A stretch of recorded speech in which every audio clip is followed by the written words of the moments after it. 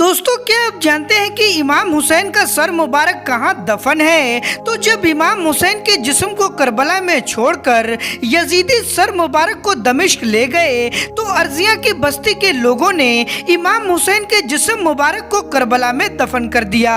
और जब अहले बैते अतहर 40 दिन के कैद में रहने के बाद मदीना आए तो उनके साथ इमाम हुसैन का सर मुबारक भी था। फिर उन्होंने इमाम हुसैन के सर मुबारक को जन्नतुल बकी के कब्रिस्तान में हजरत फातिमा और हजरत इमाम हसन के कब्र मुबारक के बीच में दफन कर दिया।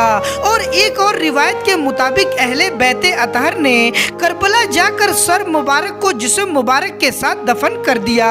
और एक और रिवायत के मुताबिक जब मंसूर इब्ने जमहूर ने शाम को फतेह किया तो यजीद के खजाने वाले कमरे में दाखिल हुआ तो एक चमकदार संदूक देखी तो अपने गुलाम से कहा कि इस संदूक को हिफाजत से रखो, ये संदूक बनु उमैया का बहुत कीमती खजाना लग रहा है। और जब कुछ दिन के बाद उस संदूक को खोलकर देखता है तो उसमें इमाम हुसैन का सर मुबारक नजर आता है जो कि बहुत ज्यादा चमक रहा था और अंदर से बहुत खुशबू आ रही थी। तो उसने सर मुबारक को एक कपड़े में लपेटा, फिर कफन करके दमिश्क में बाबे फरीद के पास दफन कर दिया जो कि आज इजिप्ट यानी मिस्र से जाना जाता है। तो इमाम हुसैन के सर मुबारक को दफन करने के ताल्लुक से 3 रिवायत मिल गई। पहला रिवायत ये कि इमाम हुसैन का सर मुबारक जन्नतुल बकी में दफन है। दूसरी रिवायत ये कि इमाम हुसैन का सर